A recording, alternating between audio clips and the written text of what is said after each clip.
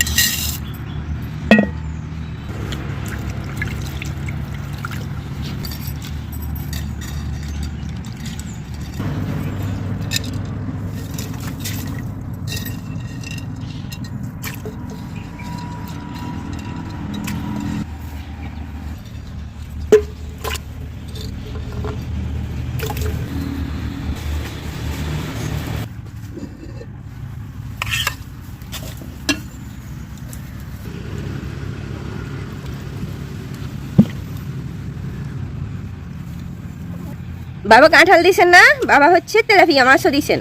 অন্য মাছ দিয়ে যদি আমি এখন কাঁঠাল রান্না করি বাবা খাবে না, চিংড়ি মাছ দিয়ে আর এই যে বাবা পুকুর থেকে মাছ দিচ্ছেন তেলাপিয়া, এটা দিয়ে রান্না করবো। কাঁটাগুলো ফালাই দিয়ে মাছগুলো নিয়ে নিই। হ্যাঁ,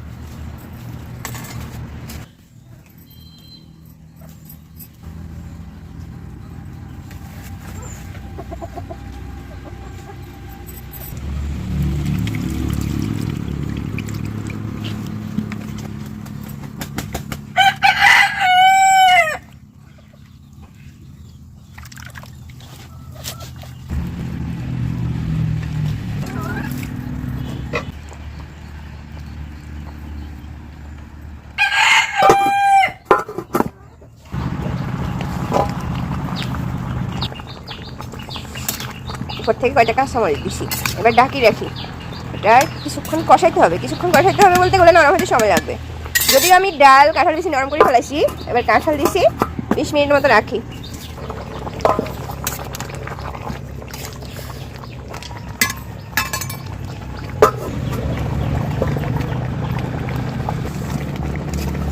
আজকে বাবার জন্য দিব তো, এই কারণে গুরুত্ব দিয়ে রান্না করছি। হ্যাঁ, সকাল থেকে আছে কাঁঠাল কাটছি, কাঁঠালটা সব কিছু মানে যা উপকরণ লাগে রেডি করছি। কাটতে কুটতে দুইতে মানে অনেকটা সময় গেছে। এখন বাজতেছে 12টা, আমি সকাল 9টা থেকে এটা রেডি করছি। আমি নামাই ফেলছি, একদম ঠিকঠাকভাবে হয়েছে না, ভাঙে নাই। এই যে কাঁঠালের বিচিগুলো একদম গোটা গোটা রাখছি, মানে নরম হয়ে গেছে, তুলতুলো হয়ে গেছে। ঠিক আছে, এবার বাবার জন্য একটা বাটিতে বাড়িনি, এই বাটিটাতে দিব বাবার জন্য।